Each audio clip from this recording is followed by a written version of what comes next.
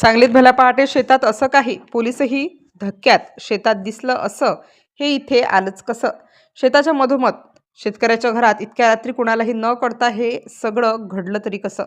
सांगली जिल्ह्यातील सांगली मिरज तालुका शेतांच्या मध्ये वसलेलं एक छोटंसं घर, सभोवताली अंधार, दूरवरपर्यंत कुठलाही प्रकाश नाही.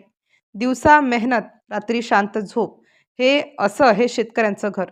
त्या रात्री सगळं नेहमीसारखंच होतं. घरातले लोक झोपले होते. आजूबाजूला शेत, कुत्र्याचाही आवाज नाही. वाऱ्याची हलकी चाहूल आणि पूर्ण शांतता. पण त्या शांततेत काही पावलं शेतातून घराकडे सरकत होती. शेतातून घराकडे येणारा तो कच्चा रस्ता अंधारामुळे कुणालाच दिसणार नाही असा नेमकं त्याच रस्त्याचा वापर करण्यात आला. घर शेतात असल्याने आजूबाजूला शेजारी नाहीत, मदतीला धावून येईल असं कुणीच नाही. आणि हेच त्या लोकांना माहीत होतं. मध्यरात्रीचा तो वेळ, दरवाजाजवळ हालचाल आणि क्षणातच घरात अनोळखी सावल्या.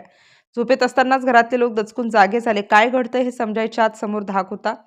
बोलायचा प्रयत्न केला पण लगेचच गप्प बसवण्यात आलं. शेतकऱ्याचं घर, बांधकाम सुरू असल्याने शेजारीच तात्पुरत्या स्वरूपाचं राहणं. हे सगळं आधीच पाहिलेलं होतं. घरात ठेवलेली रोख रक्कम, लग्नासाठी आणलेले दागिने, एक एक गोष्ट शोधून काढली जात होती.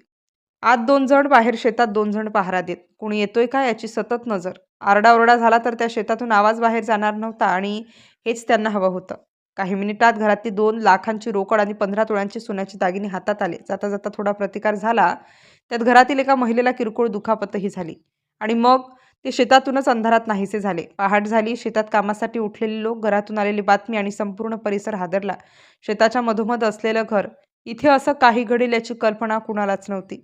माहिती मिळताच पोलीस घटनास्थळी दाखल झाले. शेतात पावलांचे ठसे, घराभोवती तपास, सगळीकडे शोध मोहीम. पण एक प्रश्न अजूनही तसाच आहे. शेतकऱ्याच्या घरात, शेतांच्या मध्ये इतक्या शांततेत हे सगळं इतक्या नियोजनाने कसं घडलं?